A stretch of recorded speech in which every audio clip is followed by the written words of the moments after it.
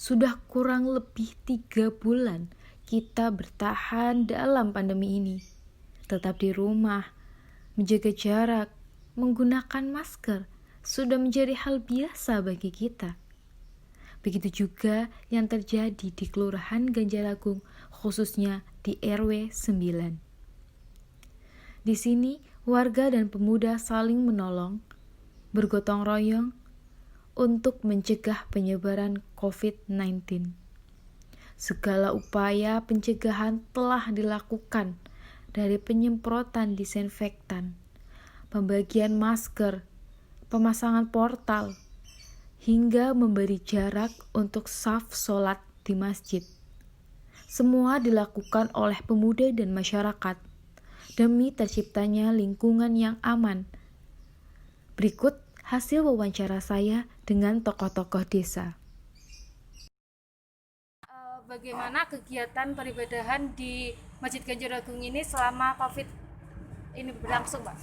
Kegiatan peribadahan di Masjid Ganjalagung selama COVID, kita dalam hal ini pengurus mengikuti arahan dari pemerintah dan MUI. Ini kemarin kadang kesini kemarin juga Misal arahan atau edaran dari wali kota itu di tanggal 23 April 2020 kaitan kegiatan di masjid, misal tidak diperkenankan oleh sholat taraweh, maka pengurus dengan kesepakatan dengan rapat dengan seluruh pengurus mengikuti himbauan dari pemerintah untuk tidak mengadakan taraweh. Adapun dalam sholat 5 waktu tetap mengadakan juga sesuai edaran dengan protokol kesehatan, yaitu dengan jaga jarak, pakai masker, kemudian cuci tangan. Jadi tetap mengikuti protokol ya, Pak, walaupun dalam beribadah. Iya, tetap mengikuti, bahkan sempat juga tidak mengadakan Jumatan sesuai dengan edaran pemerintah. Kemudian sudah mengadakan Jumatan lagi kaitan new normal dan tetap memakai protokol kesehatan. Lalu untuk kegiatan yang lain, Pak, maksudnya kegiatan peribadahan yang lain selain salat berjamaah atau mungkin ada pengajian kah atau TPQ gitu masih ada atau sudah?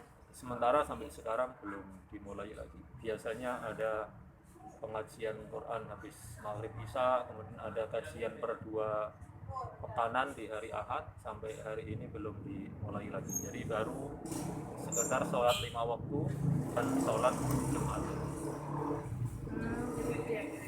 Lalu untuk tanggapan jamaah sendiri, Pak, dalam selama COVID ini kan mereka berarti harus mengikuti protokol yang ada. Mereka cukup menerima atau seperti apa? Alhamdulillah mayoritas menerima, bahkan masjid juga ketika ada himbauan untuk pakai masker, masjid juga mengadakan pengadaan masker untuk dibagi ke seluruh jamaah yang sholat di masjid ini. Intinya bisa dikatakan 99% mengikuti apa yang diinginkan oleh masjid sesuai dengan arahan pemerintah. Adapun di awal-awal ada yang lupa pakai masker, itu hal yang wajar. Dengan himbauan terus-menerus akhirnya juga semua. Bahkan bisa dikatakan Masjid Nurul Huda salah satu masjid yang melaksanakan apa yang diinginkan oleh pemerintah. Lihat di masjid-masjid yang lain bisa jadi belum juga ada jaga jarak dan seterusnya. Iya, saya juga sempat apresiasi karena masjid di lingkungan rumah saya sendiri cukup pro gitu terhadap pemerintah, protokol pun dijalankan karena ada beberapa bahkan teman saya termasuk di dalam zona merah tapi sholat pun masih tidak ada jarak gitu. Kadang mungkin masih takut atau gimana. Lalu untuk tanggapan dari pihak masjid terhadap jemaah yang mungkin terdampak COVID gitu, mungkin perekonomiannya atau kesehatannya itu gimana, Pak? Adakah kegiatan khusus? Dalam hal ini kemarin kita mengadakan kegiatan yang semestinya biasanya buka bersama itu kita hidangkan langsung di masjid, istilahnya untuk buka musafir. Kemarin dana itu kita alihkan untuk dibagi dalam bahan mentah ke warga ke sekitar 200 kepala keluarga yang oleh pengurus dipandang sangat memerlukan untuk mendapatkan sedikit bantuan dari masjid. Kita laksanakan 2 tahap sebelum Ramadan dan pertengahan Ramadan di warga sekitar Masjid Nurul Huda.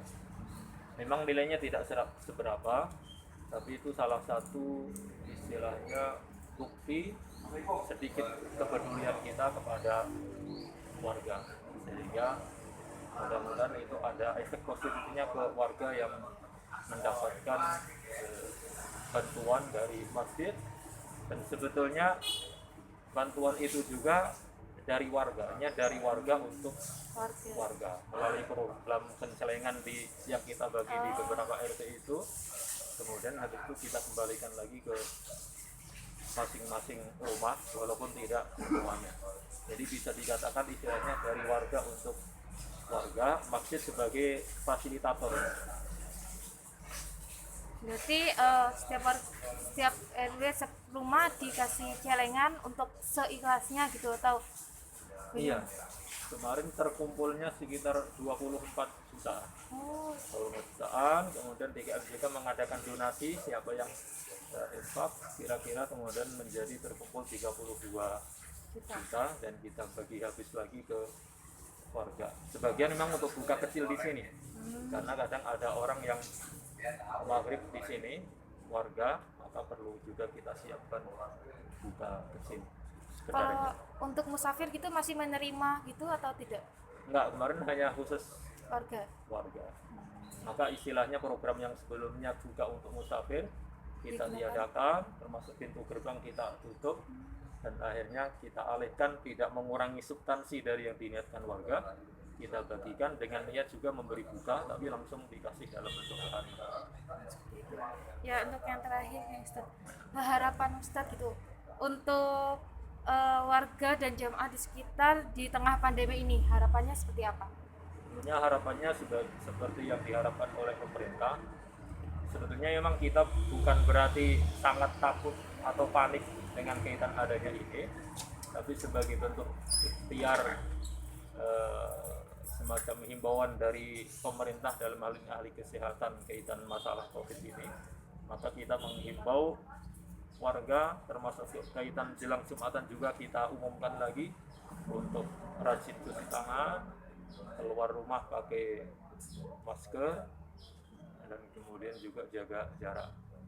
Walaupun dalam keadaan ini sudah mulai new normal, tetap kita himbau warga untuk tetap hati-hati, tetap menjaga kesehatan. Mudah-mudahan wabah corona tidak sampai ke wilayah Banjar Agung secara khusus. Tentunya juga mudah-mudahan dalam waktu yang tidak terlalu lama wabah ini dihilangkan oleh Allah Subhanahu wa Ta'ala. Selanjutnya saya juga mewawancari seorang tokoh pemuda yang ikut aktif dalam pencegahan COVID di daerah sekitar. Sedikit tanya-tanya tentang keadaan di lingkungan Banjaragung ini lah, khususnya di kawasan India, Surabaya. Ini ada beberapa pertanyaan yang akan saya tanyakan. Jadi yang pertama, selama pandemi ini, apakah kegiatan warga dan pemuda di Banjaragung ini tetap terlaksana atau terdampak tidak dengan adanya COVID-19 ini? Sebelumnya kalau misal ditanya terdampak atau enggak, itu jawabannya pasti terdampak ya. Nah, cuman untuk di warga RW 9 ini, khususnya di Kelurahan Banjaragung, itu baik masyarakat menengah ke bawah maupun menengah ke atas, itu yang paling terdampak yaitu pada bagian perekonomiannya. Jadi kan mungkin ada sebagian warga yang terkena PHK atau pemberhentian sementara dalam pekerjaannya, itu sangat terdampak sekali menurut saya. Seperti itu ya. Tapi kalau untuk kegiatan gitu, kegiatan pemuda, kegiatan masyarakat gitu biasanya itu juga masih terlaksana. Nah, kalau untuk kegiatan itu mungkin terjadi perubahan-perubahan yang dulunya seperti gini-gini, namun setelah adanya COVID-19 ini terjadi perubahan ya dengan memperhatikan protokol yang sudah diterapkan oleh pemerintah. Seperti contohnya selama bulan Ramadan kemarin itu kan selalu ada pasar takjil sebagai ajang tahunan di dekat rumah saya sendiri. Nah, itu perubahannya apa saja? Yang pertama itu adanya jarak antar pedagang, itu yang telah diatur oleh tokoh-tokoh masyarakat di sini. Terus yang kedua itu mewajibkan para pedagang dan pembeli untuk selalu mematuhi protokol seperti memakai masker, membawa hand sanitizer, mencuci tangan sebelum membeli itu sangat diwajibkan. Bahkan para pemuda-pemuda di sini pun bergantian untuk bertugas menjaga ketertiban dan keamanan yang ada di pasar tersebut. Untuk kegiatan yang ditiadakan mungkin selama biasanya setiap tahun ini kan warga RW 9 mengadakan syawalan. Nah, itu di tahun ini syawalan ditiadakan karena mengingat tidak boleh mengadakan perkumpulan orang banyak. Jadi tetap ada yang diadakan, Ya. ada yang mungkin disesuaikan dengan keadaannya. Ya, Kalau untuk upaya pencegahan COVID di lingkungan, ada apa aja nih yang udah dilakukan pemuda dan masyarakat? untuk upaya-upaya sendiri itu di awal kan jadi masyarakat di sini tuh baru sadar akan COVID-19 ini tuh menurut saya di awal-awal bulan April. Di awal-awal bulan April itu baru sadar kalau oh COVID-19 tuh bahaya di sini. Nah, terus para pemuda dan tokoh masyarakat di sini tuh mengadakan perkumpulan. Jadi untuk membahas langkah-langkah apa saja yang akan diterapkan di sini, yaitu yang pertama dengan penyemprotan cairan disinfektan. Nah, itu sudah terlaksana 2 kali selama bulan April kemarin, udah 2 kali. Terus yang kedua itu kita membuat baliho-baliho, banner-banner informasi yang tersebar di titik-titik yang ada di kawasan RW 9 ini untuk mengingatkan kepada warga akan pentingnya memakai masker dan mematuhi protokol kesehatan. Lalu upaya yang ketiga itu membuat portal di ganggang masuk RW 9. Tujuannya apa? Tujuannya supaya tidak sembarangan orang bisa masuk ke RW 9 karena virus corona ini kan apa ya, sifatnya bisa dibawa oleh orang lain tanpa orang lain itu sadar. Nah, makanya untuk mengurangi itu dibuatlah portal sebagai ya upaya untuk mencegah. Ya, penyemprotannya itu dikhususkan hanya untuk di tempat-tempat umum seperti puskesmas, kelurahan atau masjid itu aja, atau ke seluruh rumah-rumah? Oh, kalau untuk penyemprotan itu kita kemarin secara menyeluruh ke rumah-rumah yang ada di warga RW 9. Jadi cuma menyeluruh Jadi, ya? tapi di bagian apa mungkin halaman depan teras, tidak masuk ke bagian rumah-rumah. Berarti emang bagian yang kemungkinan digunakan oleh banyak orang ya, yang Misal seperti di gagang pintu, pagar gitu, sama tempat-tempat tongkrongan gitu disemprot semua. Kalau itu emang inisiatif warga dan pemuda, atau emang ada tuntutan dari lurah harus diadakan? Kalau menurut saya, setahu saya sih inisiatif sendiri sih, karena kan udah dibahas kan, warga dan pemuda kan punya grup WA masing-masing. Nah, itu kita bahas di situ untuk penyemprotan kapan. Jadi upaya yang selanjutnya yaitu bagi-bagi masker ya. Nah, bagi-bagi masker itu dari warga untuk warga yang kita bagikan berbarengan dengan berbagi takjil. Nah, ini kegiatan yang baru di sini. Bagi-bagi takjil itu selama bulan Ramadan itu alhamdulillah itu inisiatif dari pemuda dan warga di sini. Jadi mengingat terdampak warga itu banyak yang terdampak ekonominya, itu kan jelas untuk ya ekonominya kurang gitulah ya, makanya kita bantu dengan bagi-bagi masker dan takjil. Karena kan kalau masker itu kan harus punya stok banyak biar ganti-ganti gitu. Lalu dengan adanya protokol kesehatan yang diterapkan di warga itu, ada nggak sih tanggapan warga yang mungkin tidak setuju atau malah justru semua setuju dan mendukung? Sebagian besar itu warga mendukung upaya-upaya pencegahan COVID-19 yang ada di warga RW 9 ini. Mendukung, cuman tanggapan dari respon warga itu berbeda-beda. Mungkin di awal-awal itu banyak yang respon warga itu ini biasa-biasa saja, makanya awal-awal itu banyak yang menyepelekan, belum mematuhi menggunakan masker, protokol kesehatan, tidak pakai masker. Namun ada warga yang responnya panik, malah justru panik. Seharusnya yang panik-panik ini malah membahayakan karena kan menurunkan imunitas tubuh.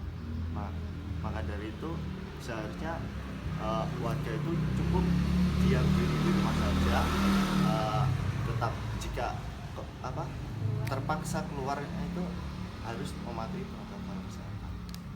Nah, kan mungkin di awal-awal masih ngerasa masih belum ada yang terdampak, belum ada yang kena atau positif nih di daerah sini, jadi mereka masih ya nggak apa-apa gitu, nggak pakai masker atau tidak mematuhi protokol.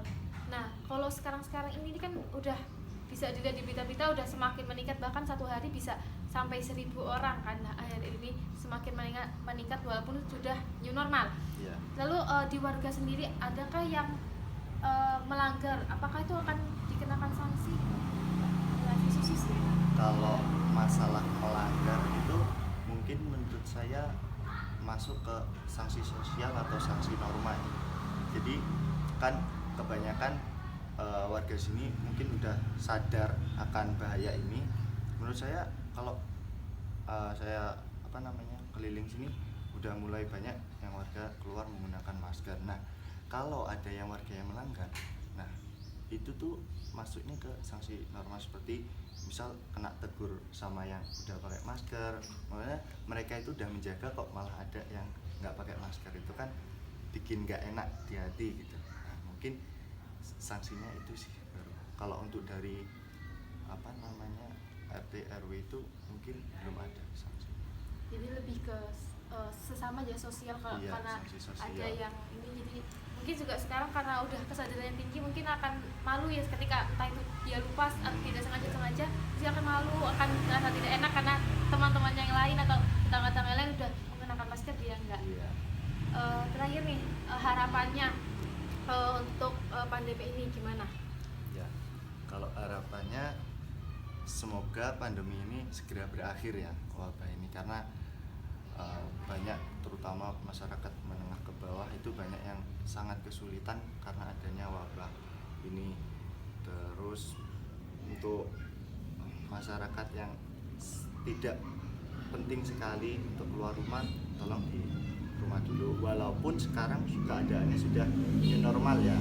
Nah, walaupun new normal kita harus tetap mematuhi protokol kesehatan seperti memakai masker. Terus ini saya kemana-mana selalu bawa hand sanitizer ini. Selalu jadi tetap mematuhi protokol. Iya, selalu cuci tangan sebelum masuk atau mau keluar rumah, itu sangat penting karena kita nggak tahu diri kita itu terpapar atau tidak.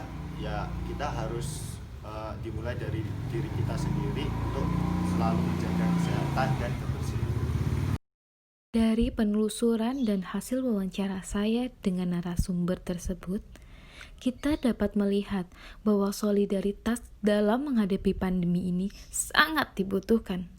Saling menolong, bergotong royong, dan saling menguatkan di saat susah seperti ini membantu kita menciptakan lingkungan yang aman, nyaman, dan sehat. Baik sehat jasmani maupun rohani.